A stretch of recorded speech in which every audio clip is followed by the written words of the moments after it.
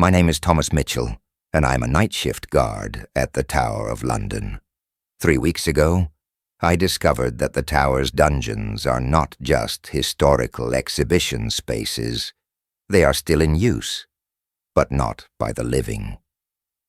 Every night at midnight, the spirits of Anne Boleyn and other executed royals convene in the old cells and judge modern crimes. What I witnessed in that underground courtroom will change everything you know about the royal family, because some secrets are so dark that even the dead demand justice.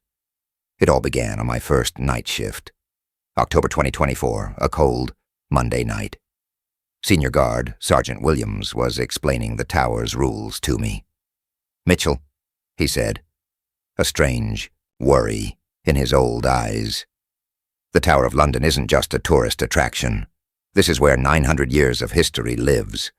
And on the night shift, there are some special rules." He handed me a thick file. It was titled Night Shift Protocol. "We'll follow these rules to the letter. There are no exceptions." When I opened the file, the rules inside seemed strange. Rule 1.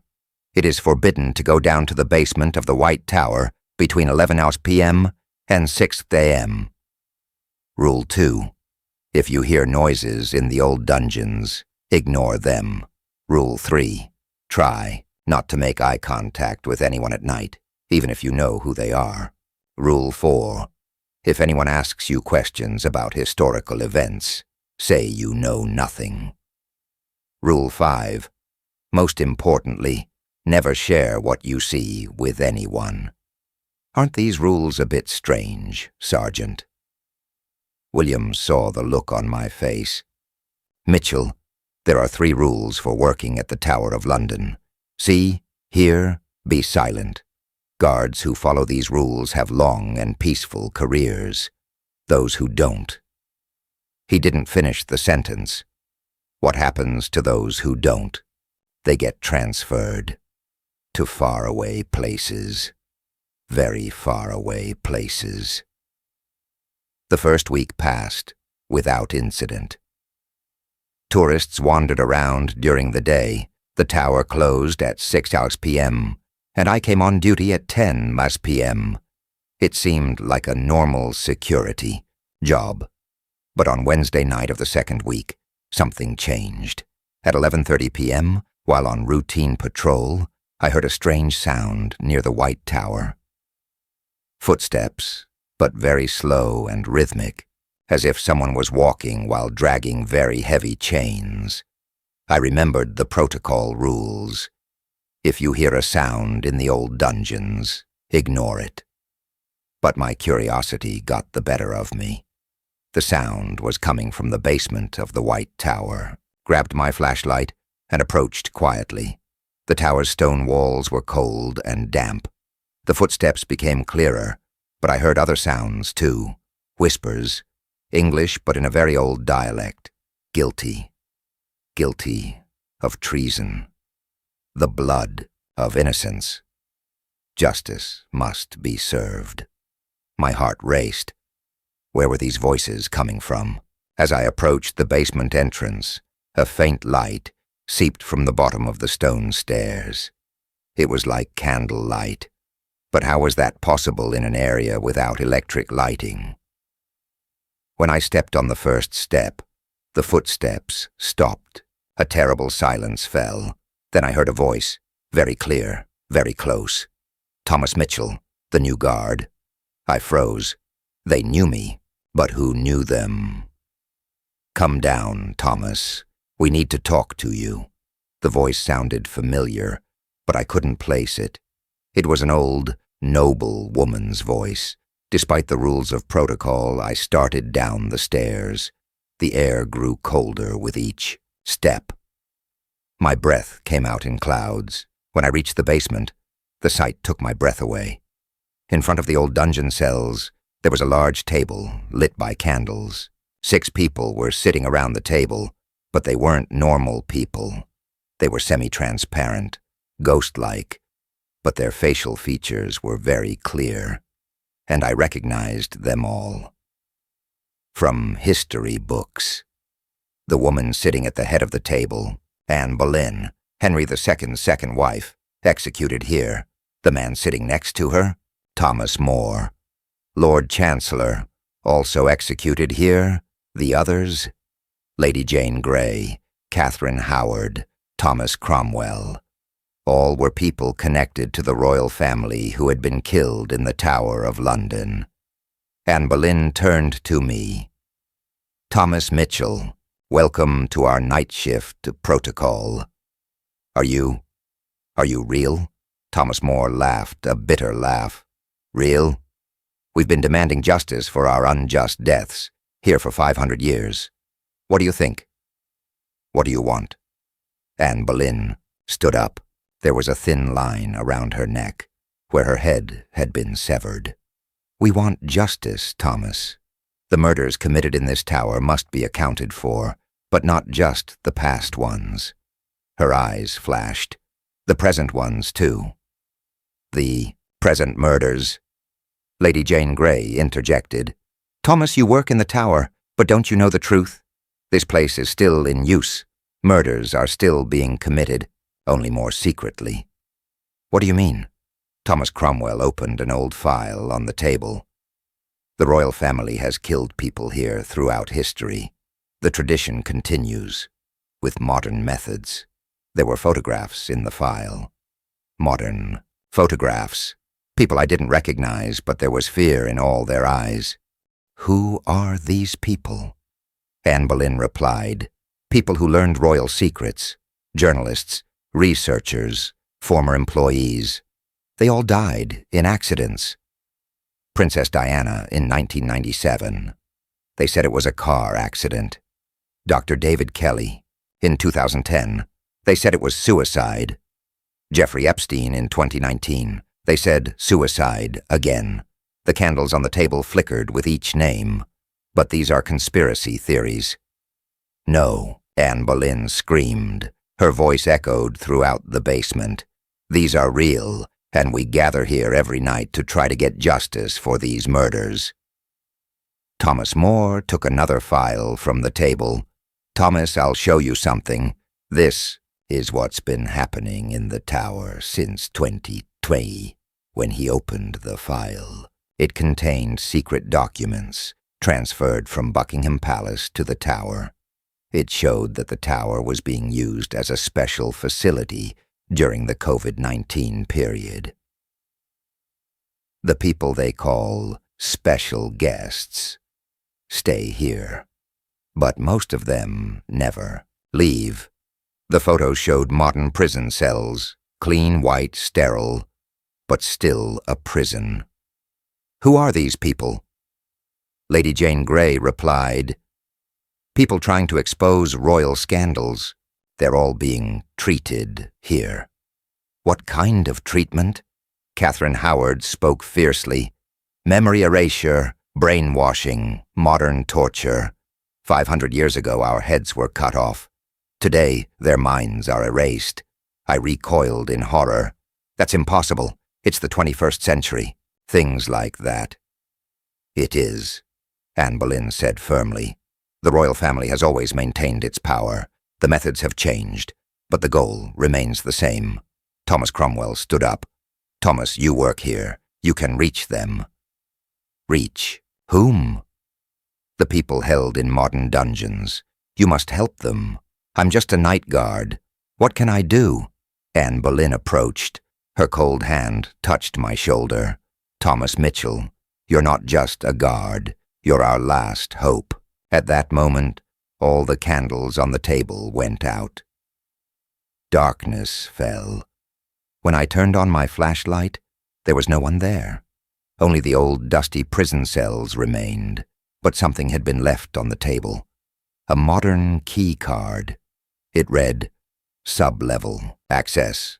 Authorized personnel only." What was this card for? And why had it been given to me? The next day, as I was heading home after my shift ended, the events of the previous night kept replaying in my mind. Were Anne Boleyn and the other spirits real? Or were they just hallucinations caused by late-night fatigue? But the key card in my pocket was very real. I started researching online at home.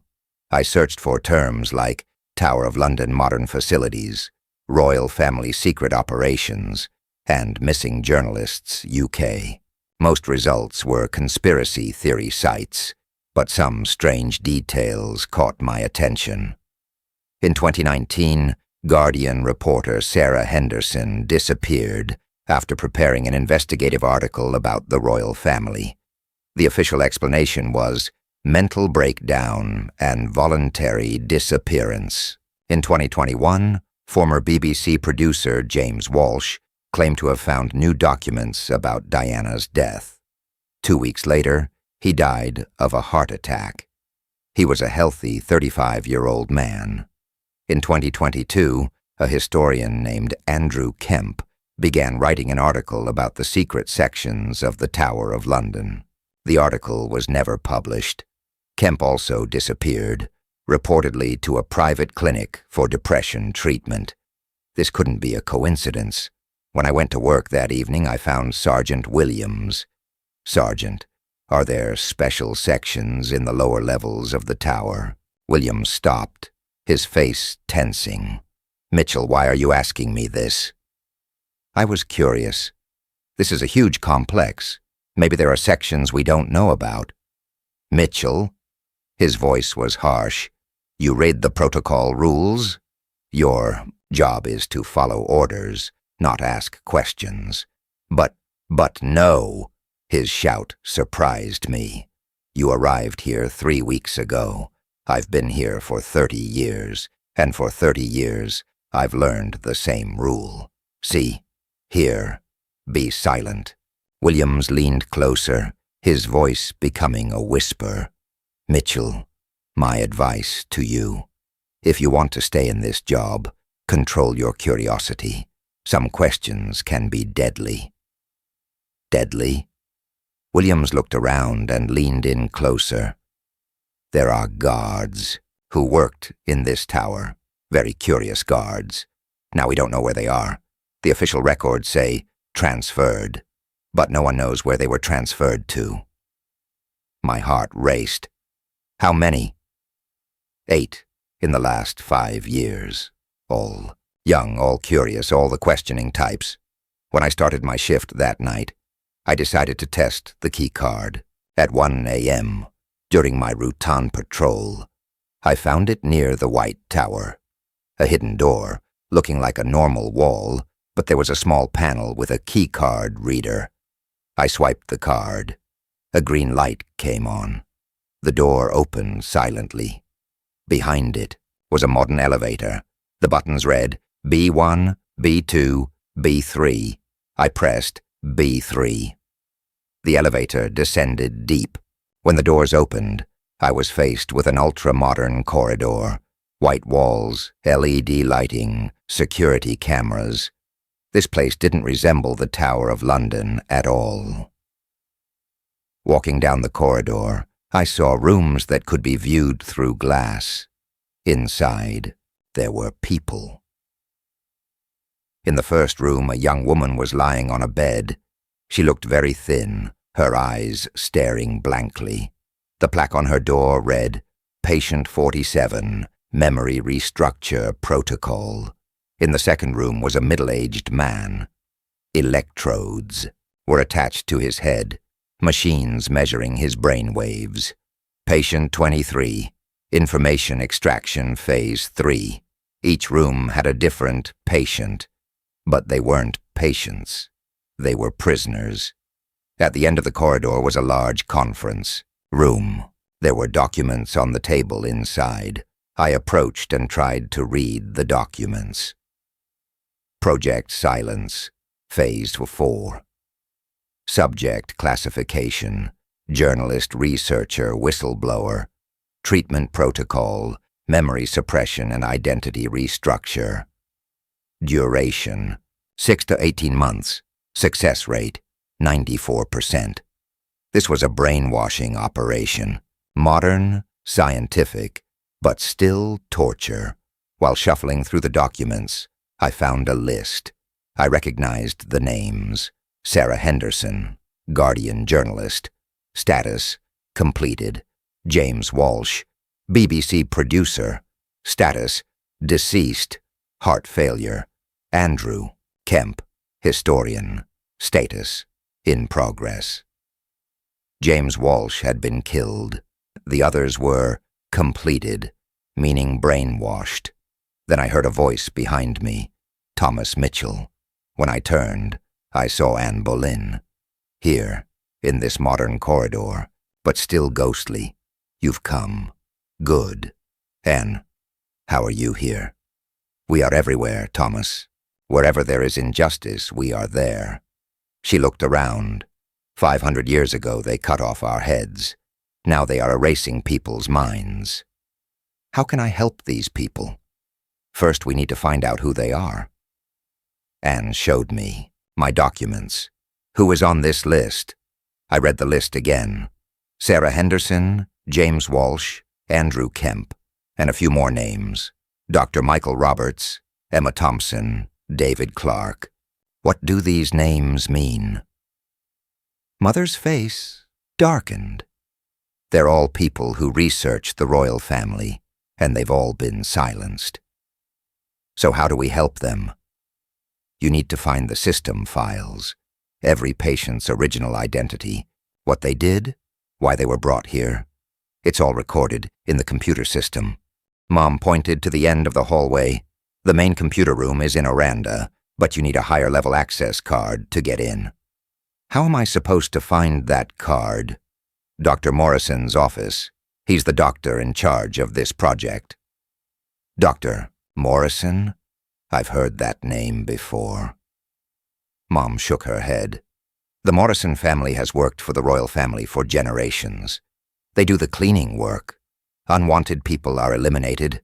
Secrets are kept. At that moment, I heard footsteps in the corridor. The security patrol was approaching. Thomas, leave now, Mom whispered. But come back tomorrow night. Dr. Morrison's office is on level B1. I ran to the elevator and went up. The door closed silently behind me. I turned on my flashlight and continued my regular patrol as if nothing had happened. But now I knew the truth. The Tower of London wasn't just a tourist attraction. It was a modern brainwashing center, and I was right in the middle of this horrific system. The next day, sitting at home, I thought, could I really help these people? What would happen if I got caught?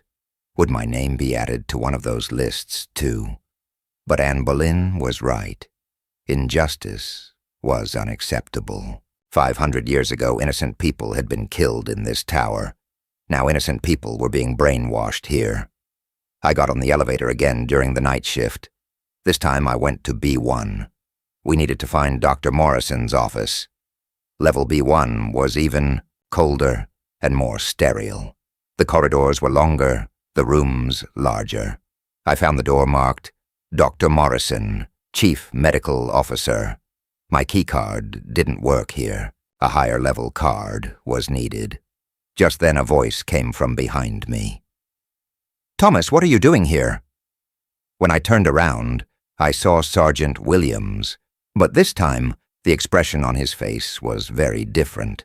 No longer warm and protective, cold and threatening. Sergeant, I was just, what are you doing at this level, Mitchell? My heart raced. I asked Williams why he was here. What are you doing here, Sergeant? Williams approached. He had a syringe in his hand. I work for Dr. Morrison, Mitchell, for 30 years. And you've learned too much. Sergeant, I didn't do anything. No, Mitchell, you did a lot. We saw you on the security cameras. You went down to B3, looked at the documents, explored our system. Williams raised the syringe. This won't hurt you. You'll just forget. You'll forget everything. Sergeant, please. I'm sorry, Mitchell, but these are the rules of the job.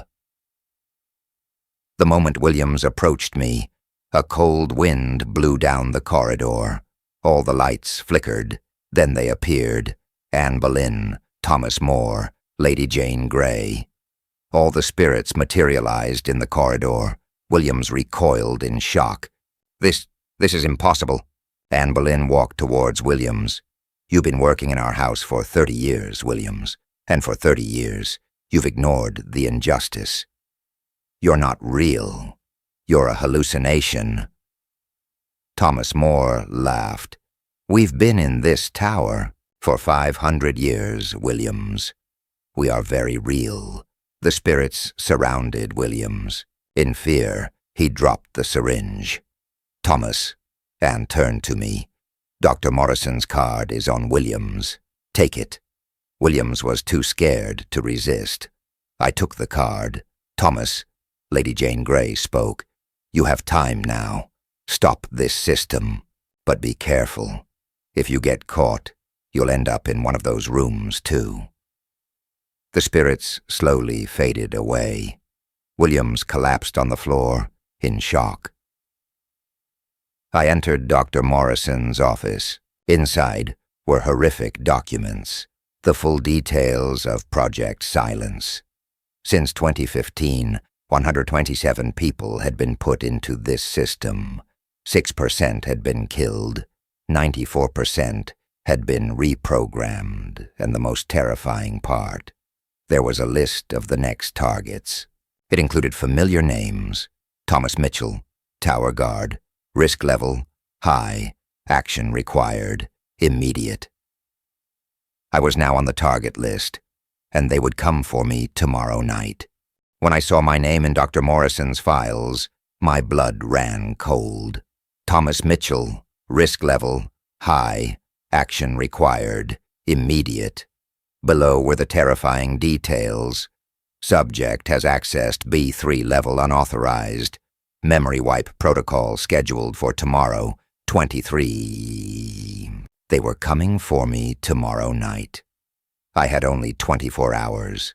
Upon closer inspection of the files, I realized the true scale of the system. Project Silence wasn't limited to the Tower of London. There were similar facilities at Windsor Castle, Balmoral, even Buckingham Palace. The royal family had established a brainwashing network across Britain. The most terrifying document was the Royal Family Direct Orders file. It contained familiar signatures. Charles R. Authorized termination of James Walsh, 2021. William. Approved memory restructure for Henderson, S. 2019. Catherine. Sanctioned elimination of Kemp investigation, 2022. The royal family directly approved these murders. Modern kings killed people just like the old kings did, only the methods had changed. As I copied the documents, Anne Boleyn's voice came from behind me. Thomas, you must leave here immediately. Security will be checking this place very soon. Anne, these documents. The royal family is still committing murder. Of course they are. Nothing has changed in 500 years. Instead of cutting off heads, they're brainwashing people. I put the files in my bag. How can I expose these documents? If I give them to the media, no one will believe me. Anne gave me a thoughtful look. Thomas, the media is also under their control, but there is another way. What? The Court of Souls. What? Do you mean? Thomas More materialized. Thomas, we're not here just for revenge. We're here to deliver justice, and tonight, for the first time in 500 years, we'll establish a real court. A court? Lady Jane Grey appeared. In the old dungeons, at midnight, modern criminals will be judged alongside ancient ones. You will be our witness. I'm just a guard. What can I do in court? Anne Boleyn approached. Thomas, you are the only living witness. You are the only one who saw these modern murders, who found the documents. Our justice depends on your testimony. I heard footsteps in the corridor. Security passed by. Thomas, be in the old dungeons at exactly 0. The Court of Souls will begin, and this time, not only criminals of the past, but also criminals of the present will be judged. The souls disappeared. I took the elevator up and returned to my normal patrol. I waited until midnight. At 11:55 p.m., I went down to the basement of the White Tower. Inside, there had been a tremendous change. The old dungeon rooms had been transformed into a large courtroom. By the spirits, hundreds of candles were burning, and there was a large judge's bench in the middle. Anne Boleyn was sitting in the judge's chair. The other spirits had taken their places in the jury box. But it wasn't just those killed in the tower. There were hundreds of spirits killed by the royal family throughout history. "Thomas Mitchell," Anne said in a formal voice, "welcome to the Court of Spirits. Tonight, for the first time in 500 years, true justice will be served. Who will be judged?" Thomas More stood up. "The guilty are here." The prison cell doors opened. Modern criminals emerged from them. But these were not living people. They were spirits, because they had all been killed. The first to emerge was Sarah Henderson, Guardian newspaper reporter. Am I dead?" she asked in astonishment. "Yes, Sarah," Anne replied. "In 2019, the brainwashing center killed you. The official report says suicide. Then James Walsh emerged, a BBC producer. They said it was a heart attack. But they killed me, didn't they? They poisoned you, James, to stop the Diana documentary." One by one, the victims of modern murders materialized. Dr. Michael Roberts, Emma Thompson, David Clark, all people who had died in recent years from accidents and illnesses. "Thomas," Anne turned to me, "you are the only living witness to these modern murders. In this court, you will be their voice." I stepped into the center of the courtroom. Hundreds of spirits were watching me. "I am Thomas Mitchell, a guard at the Tower of London. The things I discovered over the past 3 weeks." I explained Project Silence. I showed the documents, the modern brainwashing center, the murdered journalists, the signed orders from members of the royal family. With every word I spoke, the spirits grew angrier. I could feel their rage. Sarah Henderson spoke. "I was just investigating the real cause of Diana's death. The documents I found indicated a royal family murder. Then one night I woke up in my house. There were people wearing masks." James Walsh added, "I was about to finish the Diana documentary when Dr. Morrison's men came. They gave me drugs for a heart attack." As each victim told their story, the atmosphere in the courtroom grew more tense. Anne Boleyn stood up. "We've seen injustice for 500 years. Enough is enough. Tonight, the royal family will be judged." "But they're not here." Thomas More laughed. "Thomas will bring them here." "How?" Anne flashed a devilish smile. "There are no distances in the spirit world. If you wish, we can bring them here from Buckingham Palace." At that moment, the air in the room changed. A cold wind blew. The candles burned brighter. "King Charles Windsor," Anne shouted, "come to this court." Something incredible happened. A large portal opened in the middle of the hall. A transparent, ghostly figure emerged from it. King Charles. But not the normal King Charles. His spiritual form, with all his sins, all his crimes. What is this?" Charles looked stunned. "This is justice," Anne shouted. "After 500 years, the royal family is being judged." Charles looked around angrily. "I am a living king. You have no jurisdiction." Lady Jane Grey stood up. We have 500 years of jurisdiction, and you are guilty. Of what crime? Sarah Henderson stepped forward. The crime of murder. You had me killed. I didn't kill anyone. Thomas More showed the documents. There's your signature. Charles R. Authorized termination of James Walsh, 2021. Isn't this your signature? Charles fell silent. He couldn't deny it. James Walsh stepped forward. Your Majesty, why did you have me killed? I was only seeking the truth. The truth was harmful to the royal family.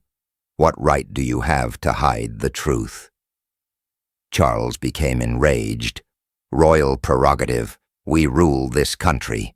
Anne Boleyn slammed, her fist on the table. Royal right is not the right to murder. You are a murderer, just like my husband. My husband? Henry II. He had people killed too. You have people killed too. Charles defended himself. It was done for the stability of this country. What stability? Is killing journalists stability? At that moment the portal opened again. Other figures emerged from it. Prince William, Kate Middleton, even the spirit of Queen Elizabeth. The entire royal family was in the courtroom in spiritual form.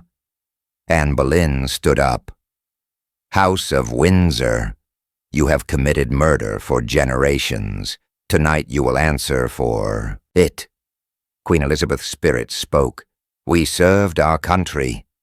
With murder, Lady Jane Grey shouted. By killing people? Thomas More opened the documents. From 1952 to 2024, in 73 years, 847 people were killed by the royal family. Journalists, researchers, opponents. With each number, the room grew more tense. Thomas, Anne turned to me. Give your final words to the jury. I looked at hundreds of spirits, both old victims and new victims. These people were only seeking the truth. They only voted for justice, and the price was death. The royal family has been powerful for 1,000 years because they killed their opponents. Enough is enough. The spirits stood and applauded. Anne Boleyn delivered her verdict. House of Windsor, you are guilty of murder across generations. Your punishment. Anne Boleyn's voice echoed throughout the dungeon. House of Windsor, you are guilty of murder for generations. The spirits of the royal family looked at each other in fear. Charles stepped forward. This court has no authority. We are living kings. No. Thomas More stood up. You are dead kings. Your souls are dead. Your consciences are dead. And the dead fall under our jurisdiction. Anne Boleyn continued. Your punishment, exile. Exile? Lady Jane Grey explained. You will now lose your royal titles. Your souls will be banished from this world. And you will never hold power again. Queen Elizabeth shouted angrily. This is impossible. We were born into the royal family. And you died as murderers. Sarah Henderson interjected. Now it's time to pay the price. At that moment, the room began to change. The spirits combined their powers, creating a terrifying energy. A black portal opened around the royal family. No, Charles struggled. We ruled this country. We served. Served? James Walsh approached. I was murdered at 35. My children lost their father. Is that service? Emma Thompson, 28 years old. Another victim spirit spoke. I was just trying to write about the royal family's tax evasion. You had me killed in a car accident. Dr. Michael Roberts, 45 years old. I discovered the royal family was conducting genetic experiments. I was murdered and made to look like suicide. As each victim told their story, the black portal grew larger. Prince William pleaded, Please, I was just following orders from my family. Just like me, Anne Boleyn said, with a bitter smile. I followed my husband's orders too, but he still cut off my head. Kate Middleton spoke tearfully. I never killed anyone. But you remained silent. Dr. Roberts's spirit replied. You knew about the murders and remained silent. That makes you an accomplice. The portal had now reached enormous proportions. Terrible sounds came from within it. It was like the sound of hell. Thomas, Mother turned to me. You are the only living witness. You decide. What should the punishment be for these murderers? I looked at the spirits of the royal family members. They had held power for hundreds of years. They had killed hundreds of innocent people, and they still felt no remorse. Mother, they feel no remorse. They still believe they were right. In that case, yes, exile is not enough. They must never hold power again. Their souls must be buried in darkness forever. The Court of Souls approved. Hundreds of voices at once. Approved, Charles shouted one last time. Thomas Mitchell, you are a traitor. You betrayed the royal family. No, I said firmly. I served humanity. At that moment, something terrible happened. The black portal began to suck the royal family's souls inside. One by one, they disappeared, screaming as they were swallowed by the darkness. The last to disappear was Charles. This isn't over, Mitchell. Others will take our place. The portal closed. The hall fell silent. Anne Boleyn stood up. Justice has been served. After 500 years, justice has finally been served. Sarah Henderson approached me. Thomas, you have been our voice. Now you must tell the world the truth. How? The royal family is gone, but their systems still continue. Thomas More replied, You need to stop Project Silence. You must save the innocent people in those facilities. What can I do alone? Anne Boleyn smiled. You are not alone. We are with you now, and with our power, you can bring that system down. How? Lady Jane Grey explained. There is no distance or time in the spirit world. We can attack all of Project Silence's facilities simultaneously. You will crash the system's central computers in the physical world. Where are the central computers? Anne Boleyn replied. Beneath Buckingham Palace, at the deepest level. We'll have to go there. How can I get into Buckingham Palace? Thomas More showed me the documents. Dr. Morrison's card. You can get anywhere with that card. At that moment, I heard footsteps in the corridor. Security teams were coming. Thomas, leave immediately, Anne warned. They're looking for you. But first, know this. We'll meet at Buckingham Palace tomorrow night at 3 a.m. The final operation. What if I get caught? You won't get caught, because now we're protecting you. The spirits slowly disappeared. The room returned to normal. I ran to the elevator and went up. I saw Sergeant Williams in the hallway, but this time he looked different. There was fear in his eyes. Mitchell, where were you? On routine. Patrol, Sergeant. Williams approached. Mitchell, did you experience strange things here? What kind of things? Spirits, voices, strange events. I was surprised. Why do you ask? Williams looked around. Because tonight everything changed. The security systems crashed, communications went down. And he paused, and now I'm not connected to them anymore. To whom? To Dr. Morrison, to the royal family. It's like I'm free from a spell. I understood then. With the royal family's spirits gone, the people under their control were also freed. Sergeant, how do you think this happened? Williams shook his head. I don't know. But for the first time in 30 years, I'm making my own decisions. And this Project Silence is a terrible thing. We have to help these people. How? Williams pulled out Dr. Morrison's card. With this card, we can access all the facilities. We can rescue the imprisoned people. But that's very dangerous. Mitchell, I've been on the wrong side for 30 years. It's time to do the right thing. At that moment, I heard Anne Boleyn's voice in my head. Thomas, you can trust him. He's with us now. I looked at Williams. Okay, what do we need? To do? Tomorrow night, we will shut down Project Silence completely. All the facilities, the entire system, and we will reveal the truth to the world. But I didn't know that the hardest part was yet to come, because the royal family was gone, but other forces protecting their systems still remained, and they would come after us. The next day, I was reviewing the plans at my home. Williams had given me a map of all the Project Silence facilities. There were brainwashing centers not only at the Tower of London, but also at Windsor Castle, Balmoral, and most importantly, Buckingham Palace.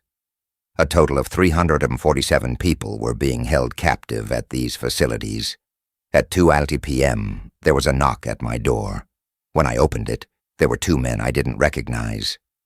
Formal suits, cold stares. Mr. Mitchell? I'm Agent Thompson.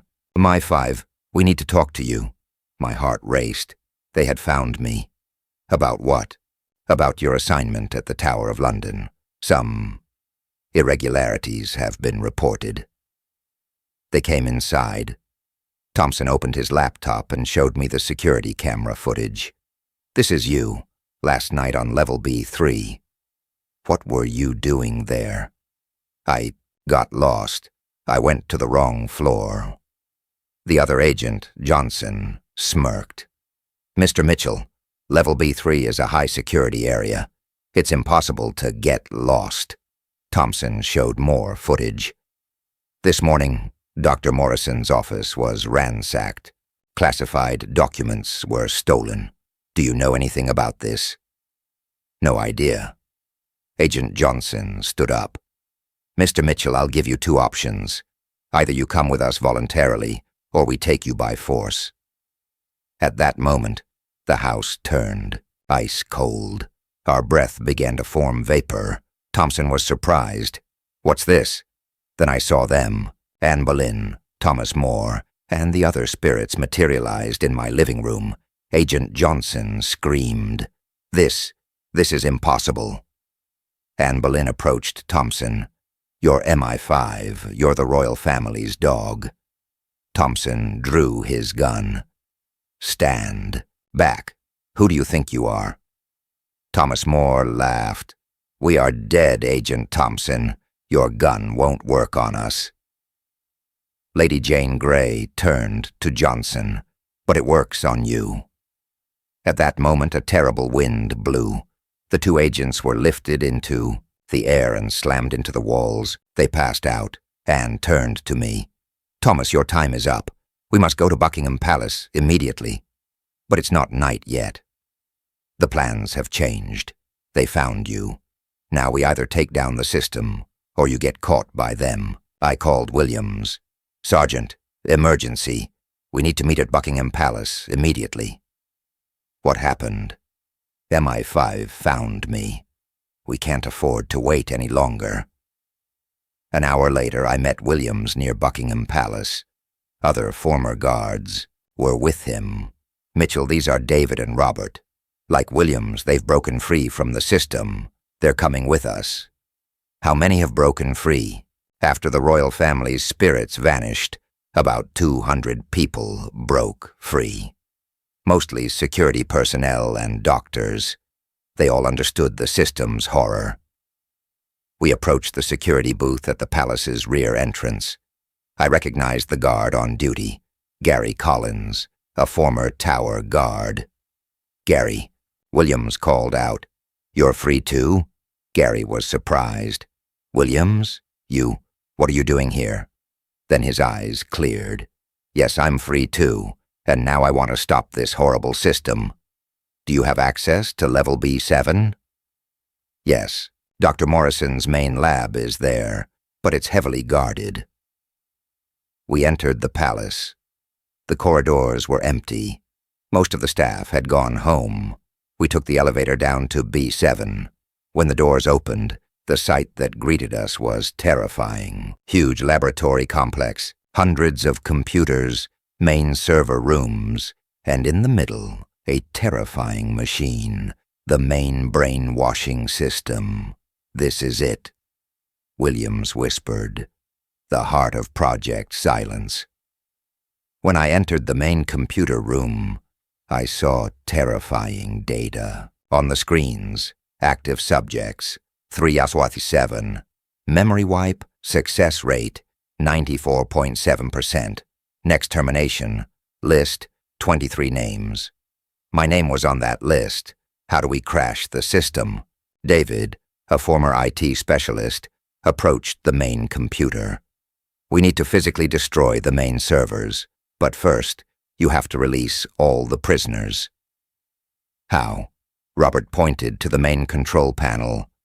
This button opens all the cell doors, but if we press it, the alarm will go off. We have to press it. Williams touched the button. I'll press it on the count of 3. 1, 2, 3. He pressed the button. An incredible alarm sounded. The entire complex began flashing. Red lights. A voice came from the security system. Unauthorized access. Lockdown protocol activated. Security teams dispatched. Run! Williams shouted. To the server room. When we entered the server room, I saw hundreds of large computers. These were the brains of Project Silence. David pulled out explosives.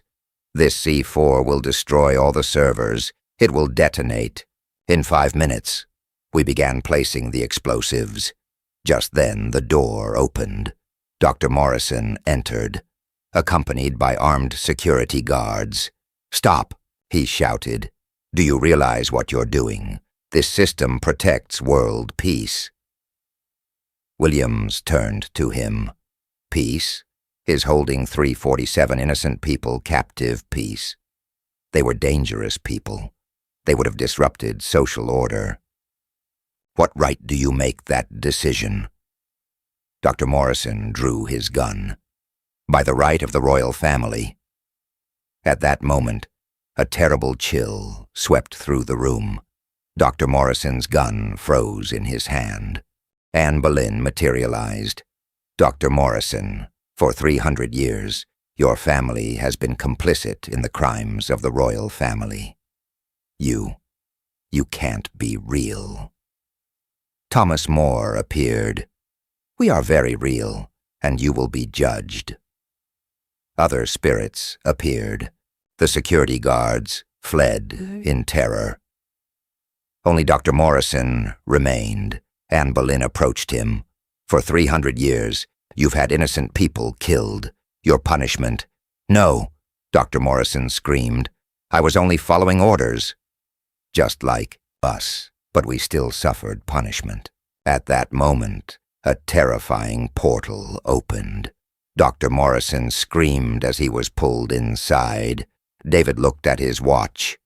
2 minutes left. We have to get out. We ran. We got on the elevator and went up to the upper floors. 30 seconds after, leaving the palace, a terrible explosion was heard. All the lower levels had collapsed. Project Silence was over. Immediately afterwards, the phones started ringing. Reports came in from various facilities. Tower of London B3. All doors open. Prisoners free. Windsor Castle. System down. Patients free. Balmoral Lab. Empty. Everyone escaped. Verse 7. Innocent people were free. 2 days later, I met with the rescued people. Sarah Henderson was alive. She had only been brainwashed, not killed. James Walsh had indeed been killed, but we had found his documents. Sarah thanked me. "Thomas, you saved us. Now I will tell the whole world the truth." "Will anyone believe you?" "They will, because we have 347 witnesses. They will all tell the same story." A week later, Sarah's story aired on the BBC. Royal family secret prisons exposed. The world was shocked. Truths about the royal family that no one could have imagined came to light. But the biggest shock came from Buckingham Palace. The official statement: His Majesty King Charles III and the royal family have decided to abdicate all royal duties indefinitely. The monarchy will be dissolved. The royal family was history. 2 months later, Anne Boleyn appeared to me one last time. "Thomas, justice has been served. We don't need to stay here anymore." "Where are you going?" "To peace. After 500 years. Finally to peace." "What about me? What will I do now?" Anne smiled. "You are now a guardian, Thomas, but not like us. You are the guardian of the living. When new injustices occur in the future, you will be there." The spirits slowly faded away. I saw them for the last time. 3 months later, I found a new job, a guide at the Tower of London. But this time, I tell tourists the real story, the 900-year struggle for justice.